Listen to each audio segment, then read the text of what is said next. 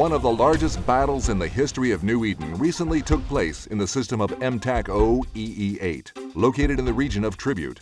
The battle would culminate in the destruction of a Keepstar-class citadel, the largest structures ever constructed by man.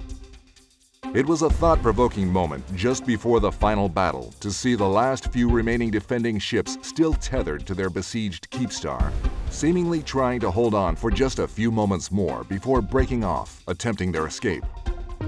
Facing overwhelming forces and the Keepstar already vulnerable to destruction after attacks in the previous days, its owners, the Circle of Two Alliance, had started to evacuate the Keepstar, leaving the Tribute region to relocate in nullsec.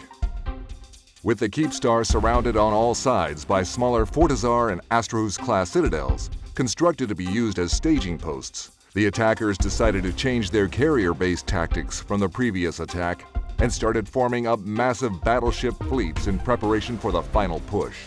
We didn't bring any major supercap forces this time because we lost a lot of fighter bombers last time. They're worth quite a lot of money, and why waste a bunch of fighter bombers if we don't have to, right? We're gonna have so many subcaps that we don't need fighter bombers to hit the damage cap of the Keepstar. One can only imagine the finality felt by the Keepstar inhabitants as one by one the ships broke their tethers and left the system.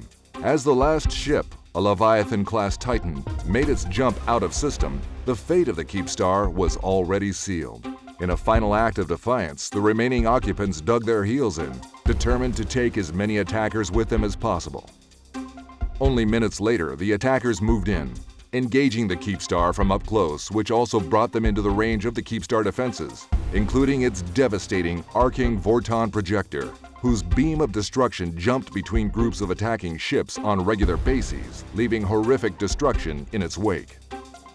For almost 6 hours, the attackers kept up the pressure, with up to 5,000 ships firing at the Keepstar, while at the same time constantly replacing the mounting losses suffered from the Keepstar defenses.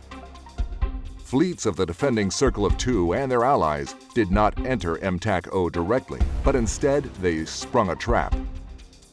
Well, we got XIX's route through a spy, and we just set up a trap, and we converged on them. They thought that we were all sitting on Titans ready to go into M-O, but we were really all in range of their route. And then when they hit OB and warped to the Hakonnen gate, we all just converged on them, and they couldn't even fight. Like, it was 1,200 versus 300. We got a pretty sizable victory there. But despite taking an enormous toll on the attackers, destroying close to 4,000 ships during the course of the battle, the Keepstar eventually could not hold on any longer, and just shy of 6 hours into the fight, it suffered a series of catastrophic breakdowns, a sparking of uncontrollable fires, and tremendous explosions throughout its structure, before disappearing in what can only be described as an eruption of blinding light, silencing the voices of its countless millions of remaining occupants. This may have been the final chapter of the 3-month war for Tribute, as Circle of Two have now left it completely.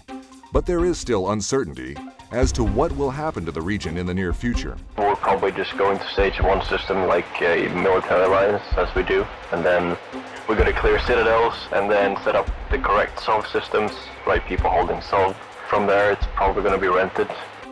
Circle of Two, now resettling in nullsec, remain defiant. While we may have lost a sizable and expensive asset in this fight, Circle of Two Alliance CEO Giggs, the person in control of the M-TAC-O Keepstar, caused as much damage East-wise as there was spent in construction and outfitting of the Keepstar. We'll now move on to bigger and better things with their allies, invading new space and making new allies and new enemies. This isn't the last time people have heard the name Circle of Two. This is Alton Haveri, reporting for The Scope.